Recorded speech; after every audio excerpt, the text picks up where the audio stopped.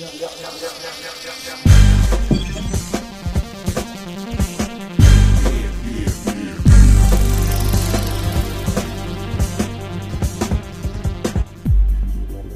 welcome to another episode of Broadcast Booth Stories from inside the headsets of play-by-play. I'm Brian Jensen, your host for this program, and I'm going to be joined by a very special guest here in just a moment. But I want to get things started with a little story of my own, because it's an important story as far as I'm concerned when we talk about the guest that I'm about to introduce, but it's also a very big story as far as I'm concerned when you talk a little bit about the history of your own career of doing play-by-play and that type of thing. And to do that, I have to give you a little bit of background. So I followed a legend at Texas Tech. I've been the Texas Tech play-by-play announcer now for 21 seasons. Prior to that, Jack Dale, as we talked about in previous episodes, was the longtime voice of the Red Raiders. As in fact, he is the voice of the Red Raiders. I'm just holding the torch of the voice of Texas Tech football for the time being. But anyway, so following him, those first couple of seasons were a little bit tough in that everyone would obviously critique what I was doing compared to what they had heard for almost 50 years, Jack Dale. And so many people would come to me and have very critical comments about it. And so it was difficult until one particular game. It was October 5th, 2002, Kyle Field in College Station, Texas Tech against Texas A&M. It was a game that was not on television, which was key for me because that forced people that wanted to follow along, obviously, to check out the radio broadcast. So they did. And then this one particular, it was a great game, went into overtime. But to get to overtime, or at least to get into a situation where it was about to go into overtime, there was one particular play that people remember out of that game, and I wanted to play that for you here. 5 punts, 49-yard average for Skates, and here he goes. Puts his foot into it. This one a wobbler towards the right side of the field. Welker takes it at the 11. He's going to try to get to the right sideline, breaks a tackle. He's got running room at the 30, the 35-40. He's the midfield, the 45-40. He may go. 25, 10, touchdown Red Raiders. Oh my goodness. 89 yards on the punt return, and Tech has the lead. Okay, so now why was that so important for the person screaming in the background? From that point forward, people came up to me and they go, you know what, we loved your call against A&M in that game, and we loved the touchdown Red Raiders call. And prior to that, it was, why aren't you saying touchdown Texas Tech? That's what Jack always said. And from that point forward, it was kind of my seat, if you will, for the next few years to come. So that happened in one broadcast booth at that facility. There was a guy in the other broadcast booth who joins us for the program today, and he is the legendary Dave South. Dave, welcome to the show, number one. Number two, before we get to your legendary status, I'm curious what your call or comments were as that play was developing in 2002. Well, obviously I wasn't real happy about that punt return, but it was a good game. And, it's interesting. You were talking about following Jack Dale, and he indeed was a legend. And I didn't follow anybody at Texas A&M because prior to me, there really wasn't a single voice of Aggie football because it was a network concept. And for instance, when I first started, I would do the play-by-play at home, and the broadcaster for the other school would do the color. And then we went on the road, we'd be at their place, then I would do the color, and he'd do the play-by-play. And that's how that worked out. It wasn't until, I guess, 1986 or 87, Jackie Sherrill brought that all to a close. He had a long meeting, and I went to that meeting, and they decided then that from then on that each school would have its own play-by-play announcer and our own color announcer. And so when we went on the road, it was our broadcast. And when they came to our place, it was their broadcast. But I was the voice at that point in time of Aggie football. When I first started, and Jack Dale was a part of this, you were not assigned to a single school. And Brian, you may be aware of that, but Exxon owned the rights to every broadcast of Southwest Conference football. And so therefore, one week I might do SMU and Texas Tech. The next week I can very well do Rice and Texas A&M. We floated around. What they absolutely did not want, and you get called in on the carpet on this by the people who were coordinating all those broadcasts, that they'd get complaints about you being prejudiced toward the other school. And even though you weren't that way, but what would happen, people would cut their Exxon credit cards in two and mail them in. It might be a Texas Tech fan, could be even when we were doing A&M and LSU, they'd get incensed over that, even though LSU had its own broadcast, but we didn't. And so that was, I didn't have to overcome like you did. And I would hate, following a legend like Jack Dale, I could see how that would put a lot of pressure on you. But we just did our own broadcast. And at that point in time, when Exxon lost the rights, then it went, I think there've been 3 or 4, maybe 5 networks that have had the rights to Aggie football at one time or another. And it wasn't until 86, 87, somewhere in that time frame, did we do the broadcasting specifically for Texas A&M. When I retired, that's something I'm sort of proud of. When I retired, I was the last of the Exxon announcers. Wow. Everybody else had retired by that time. So when I gave up the microphone for football and basketball following the 2017-18 season, which would include basketball, and then continued for a couple of, I guess, up to 3 more years just doing baseball. But that's how that worked at that point in time, that we did not there wasn't anybody for me to follow because there was no one at that microphone prior to my having been selected to do Aggie football starting in 85. Yeah, that is amazing. 50 years. I mean, that's something that, again, Jack and, Frank Fallon for a long time. And as a matter of fact, I had John Morris on the show in a previous episode, and he's now been doing it for quite some time. You put those kinds of years together, it's just amazing to me, the consistency. And obviously you get in everybody that is an Aggie fan, you're in their living room. They grow up with you for that amount of time, and I mean you just become part of the family, don't you? Yeah, you really do, and it was very warming. As a letter, I wrote a book at the conclusion of of my football basketball called "You Saw Me on the Radio," and in that I included a letter that I got from a young man who said, "You don't realize," and this is true for you too. This is happening for you in your career at Texas Tech. He said, "You don't realize how many fathers and sons would bond listening to those broadcasts." I put that letter in the book because I never really thought about that. They'd set out out in West Texas, for instance, you'd have some Aggies. They'd set in a pickup truck to pick up the broadcast. It'd be dad and son listening to that broadcast. So, and you know what they do? Even though they've never met you, Brian, they think of you as a friend.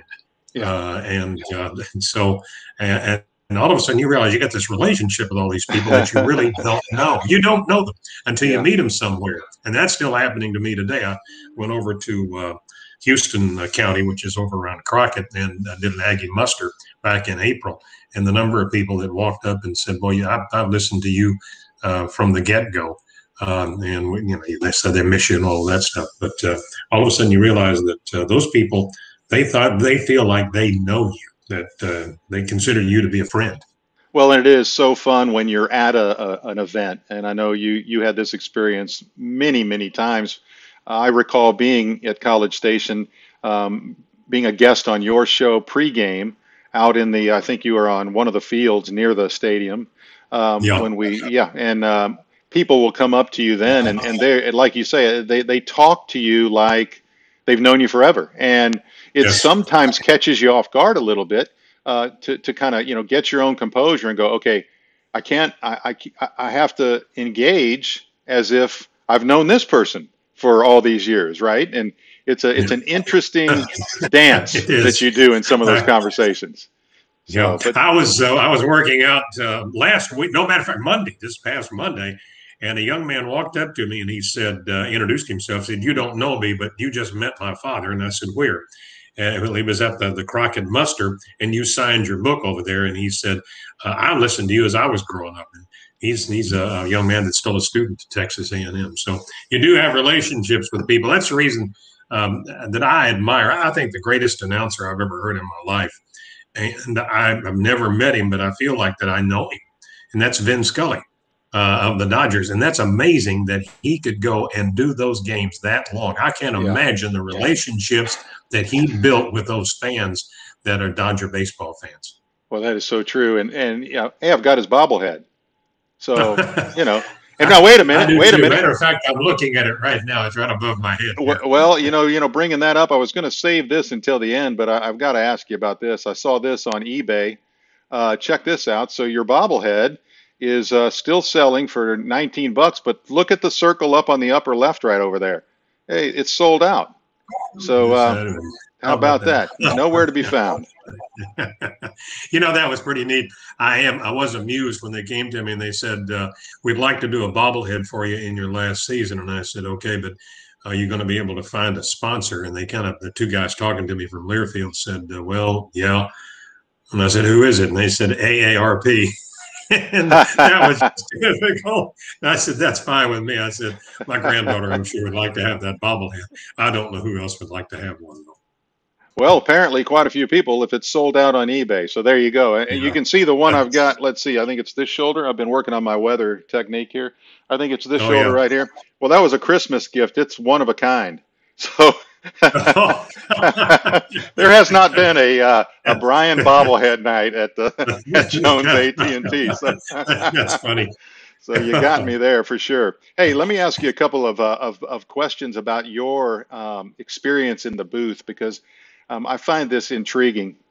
So Texas A&M, known for traditions, right? You think about the 12th man, you think about the bonfire. I mean, all the different traditions that you have at A&M. I'm curious what tradition you had in the broadcast booth. What are some of the things that you did regularly and you didn't want to skip because you want to make sure that broadcast goes off well? Any superstitions or traditions? Well, it's kind of a small thing, but where we were, and you've done some games at the old Kyle Field press box before we renovated it, and you're right there on top of the fans. Oh, yeah. And I had about 5 or 6 people out in front of us that I always wanted to say, they'd look around and get my attention, and then they would wave to me.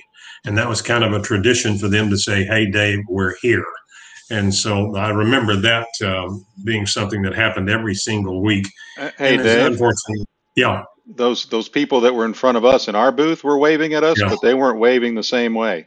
Well, I hope you always got good treatment. Their hand signal was a little different, but it's interesting because we'd go over to Texas and Memorial Stadium, and I always swore that I will not look down there again. But there was this guy, and I would always forget, and he would yell my name. Well, when you hear your name, you look, and there he was, and he would give me a California salute. Every single year that we went over there. So that guy was there every year. We had a game in Reno when we played, and I'm not going to say the name of the state yet, when we played the Wolfpack, and it was the same kind of a setup in your booth right in front of you were the fans. Obviously a much smaller stadium, et cetera. They could hear us very clearly in the broadcast, and we kept calling it Nevada. And so finally, these people kept turning around and screaming, and you could hear them over air. They kept saying, "It's Nevada. It's not Nevada." And finally, I turned to John and John Harris, my color analyst who's been doing the games forever, and he looks back at me. We're shaking our heads, and I finally go, "Well, in Texas, it's Nevada." And they're like, "Oh, well, okay, excuse me." Well, that happens sometimes. I'll tell you that there was a guy one time. He was an Aggie. And he was about 10 rows down in front of us. And Dave Elmendorf was talking, and this guy was standing up. There was a timeout on the field. RC had called timeout. And this guy was screaming at RC. And I took the headset off as Dave was talking, and I could hear everything he was saying. And when then Dave quit talking, I put the headset back on, and I said something to Dave. I said, "Dave, there's a guy out there." And I said, "You can probably see him right down there. He was still standing up." And I said, "He's shouting at RC saying, this is what RC should do next." And I explained what the guy had said. And so Dave said, no, that'd be the last thing in the world you'd want to do, and explained why. And so at that point, people who had the radio headsets on took their headsets off and started screaming at this guy, sit down and shut up. Well, he didn't have a radio. He didn't have a headset on. He never knew that we were the ones that got him. And so, anyway, it's just one of those little things that you would occasionally you could hear what fans were saying, not that often, but that guy caught my attention because he was being just really loud. Yeah, there are, occasionally you catch those, especially a lot of times when you're in stadiums that aren't quite as full as Kyle Field. Cool. There are times, and sometimes at Tech, especially in the second half lately, we've had that instance. But fortunately, we're way up in our broadcast booth, so you can't really pick up on that. I think it's interesting too. Your time in the booth has spanned so many technical changes. When you started, I suspect everything was, paper. You probably, studied some of your stuff with newspaper clippings and those types of things. Yeah. I mean, it has changed so much. I wanted to show a couple of images because I've got a picture of you. This is in the baseball booth, and you've obviously got the baseball scorebook going, which is an art in itself to be able to do your baseball scorebook and your play-by-play. But your paper's in front of you. Now check this out. So this is the way we're now working and preparing for football play-by-play. I mean, everything is online. You have access to every video clip you want to get your hands on, etc. Do you feel like there is, I don't know, a curve where it's much simpler to gather and prepare, or do you think it's still? Oh yeah. No, when we first started, there was, no internet, and you were at the mercy of the school that your team was about to play and trying to get the release, and that release may not be done until Monday night or Tuesday morning, and then they might fax it to you, but more often than not, they'd mail it to you. And it was just really hard to get any kind of information, current stats, and now all of that is available. And a lot of our broadcasts are stat driven, especially in baseball. But getting the starting lineups, getting everything that you need, well, that was impossible. But as the internet came on, you had, the stat monitors that we use now. I get, what is it called? Stat broadcast. Yeah. Well, all you did, you had a touch screen. The computer I'm using here to talk to you right now is a computer that I used, and you could just touch that player's name on the stat monitor, and it would tell you everything he had done in the game to that point. The receiver, everyone, what down he caught the ball on, what was it, 1st and 10, was it 2nd and 3, and then what happened on that pass. And that broke down that way on each one of the running backs and the receivers.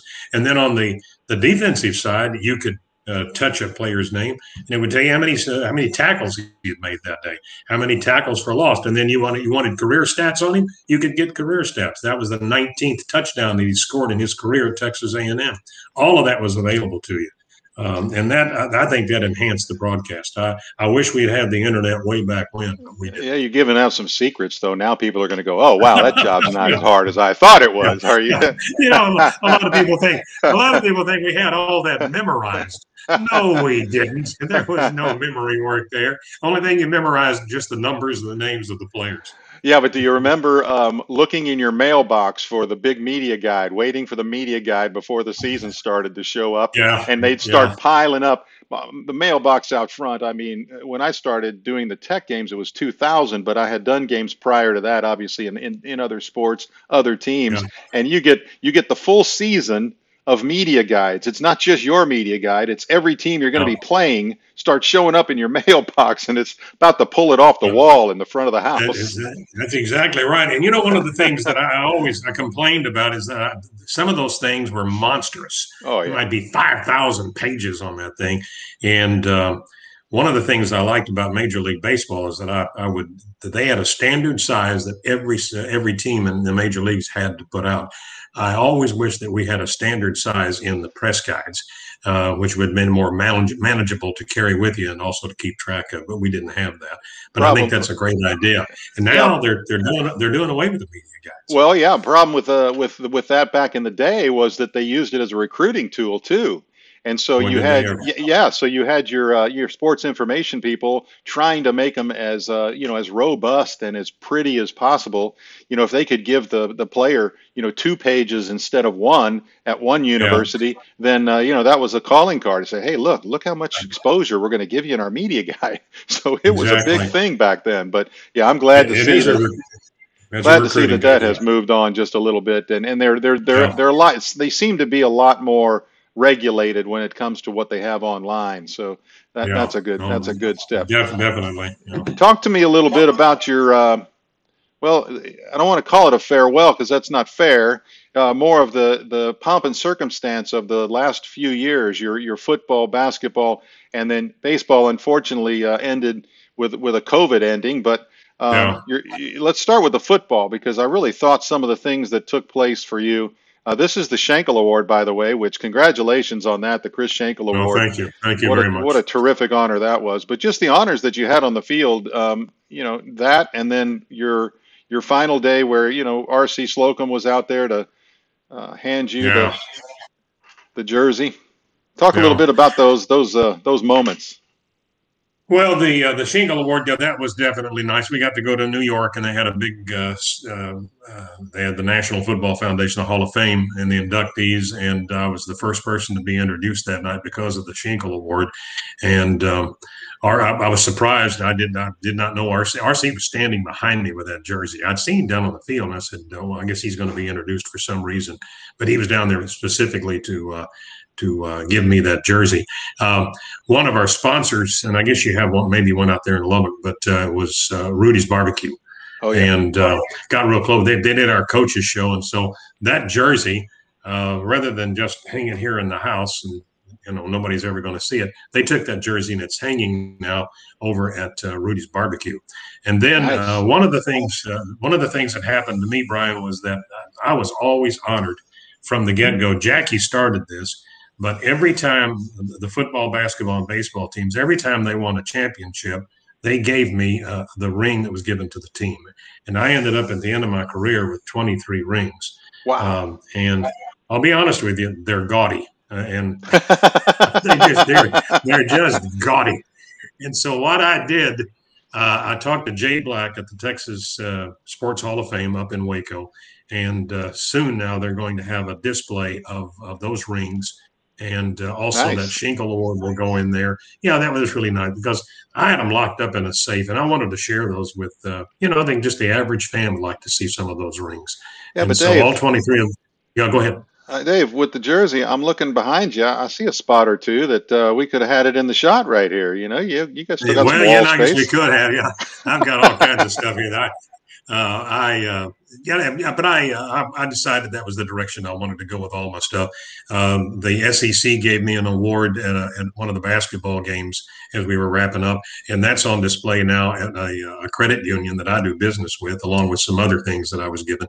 But I just wanted to share them. I don't know that I have anything. I've started giving stuff away. My daughter-in-law is a big Aggie fan, and I had a football helmet forever that had been signed by Dat Wynn and Brandon Stewart. And she celebrated her birthday back on April the 4th, and I gave that helmet to her, and she's got it in her office now here in College Station. So I've been I took a baseball bat that had been signed, I guess they printed them on this bat as a black bat with gold signatures. I took that baseball bat over to the Muster and Crockett. That was the most recent thing that I did. And I gave that bat to them and let them auction it off as a fundraiser. And they got $500 that night for that bat. And then one of the things I did on a lark once, and I said, I'll take this and see what they can get for it. I had a press pass with my name on it, but I had, for some reason, asked Billy Gillespie if he would sign that press pass, which he did. And then I took it to a Muster. I don't know which one it was now, but this like blew me away. They got $800 for that press pass. And awesome. so that went for scholarships. And that's what I'm going to do with the majority of the things that I was given down through the years. Just start giving those away and see people can make some money on it as a fundraiser. Yeah, that is terrific. You know, in this position of doing things that people, I think, are very intrigued about, like coming into the booth, for example, we've auctioned that opportunity a time or two in the tech broadcast booth, and it's just amazing how much people, you know, will give as a donation. Obviously, that's the biggest part of it, but the experience is something that they really look forward to. So that's great. So look, you can see around. I've got a few trinkets in my my room here. I've got a signed helmet back there with the quarterbacks Kingsbury and Harrell and some of the great tech quarterbacks of the day. Unfortunately, I don't think I have Mahomes on that one yet. I will get him on there. But I'm about to start. This will be my 22nd season. I'm afraid. I just hope I don't get to 23. You said 23 rings, right? I just hope I don't get to 23 without a ring. So. Now, you know what? I have to ask you, I got room on my hands. Do you have plans for all of that? Have you thought about that? You know, I go with this thing that nothing really belongs to us. You know, I'm wearing a watch here right now. This watch doesn't belong to me. When I pass and go on to heaven, that watch is going to belong to somebody else. Do you have plans on what you might do with all your memorabilia? Oh, absolutely, I do. I've got mentioned this on a previous episode, but here's one of my sons who was in the broadcast booth with me for five years when he was at Tech. He was my color guy, or I'm sorry, my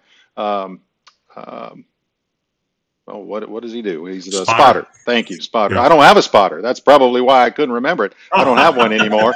And then here's my younger son who has been in a time or two. He spots at spotter.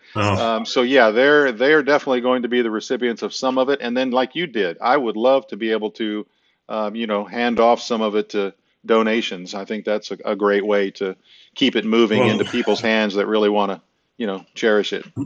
Well, Brian, there may be some Aggies watching this right now wondering why I didn't donate those to a museum at Texas A&M. And unfortunately, we don't have a museum at Texas A&M. We did, but when we renovated the stadium, they took that. Everything that was in that museum is under Kyle Field in a big pod now. Is that right?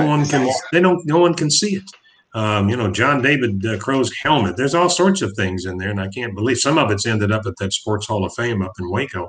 But I like a static museum. I really do. 2 years ago, I had an opportunity with my wife to go to Cooperstown. And when you're going to go to Cooperstown, you need to spend at least 3 days. And that's a day on the first floor, a day on the second, and then a day on the third floor. There is more. I mean, you just turn a corner and there's something else. But I like museums. And I wish we had one here at Texas A&M, but we don't.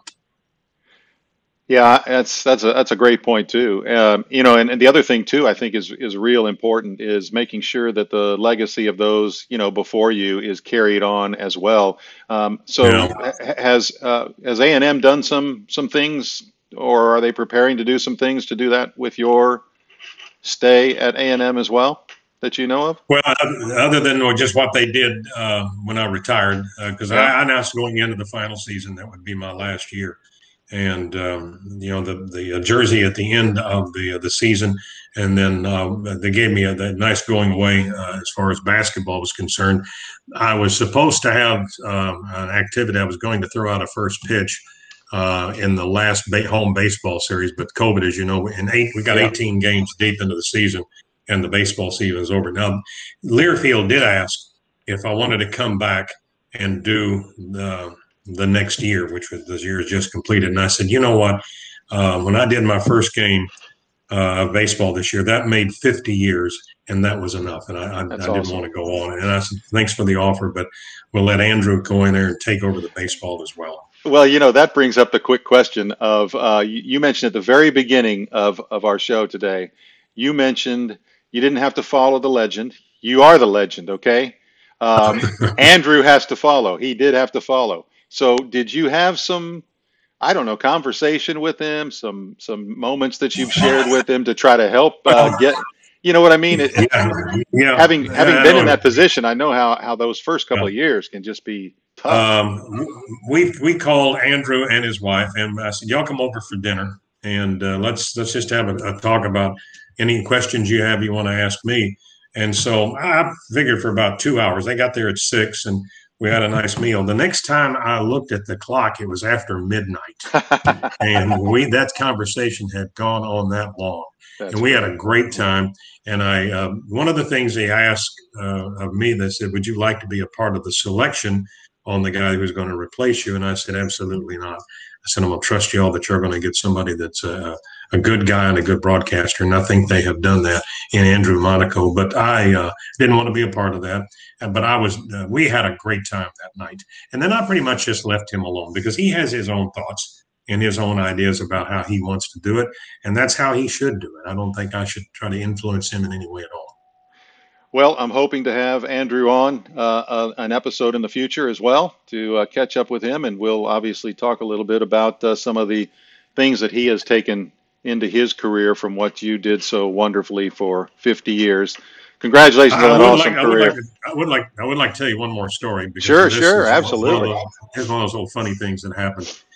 There was a lady who came up to the broadcast booth, I guess 3 years ago now, in baseball. And she wanted to meet Rick Hill, who is the PA announcer at Bluebell, and she wanted to meet me. And so they brought her into the booth, and she was 90 to 96 years old that day. And brought her into the booth, and we took a picture. And it was a picture of her hugging me, and I was hugging her, and we were looking at the camera. And so just a delightful lady.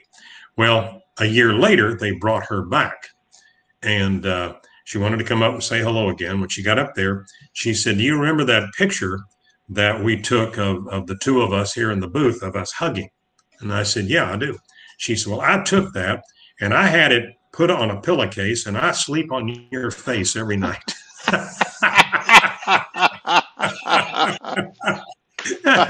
And that was, she's 96 years old. I said, "Well, I guess that's okay." Oh, I don't know how to follow that. Well, it was just so off the cuff. That's the last thing in the world that you expected. I sleep on your face every night. Oh, goodness gracious. So, just a wonderful lady. That's one of those little funny things that happens to you.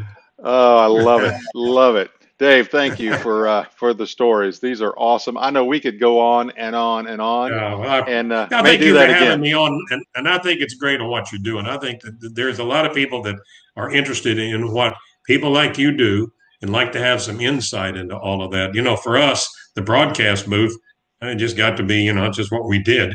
But you would talk to people that got to come in and watch. They marvel at what you're doing there in front of that microphone. I mean, that's a big thing for them. And I know that they come in and observe you sometimes. And that shouldn't be ever lost on us. That's really that's an experience for them that they don't ever forget.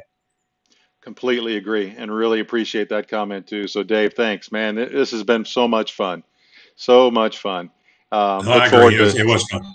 Look forward to speaking with you again very soon. Dave South, Okay. Thank you. All right.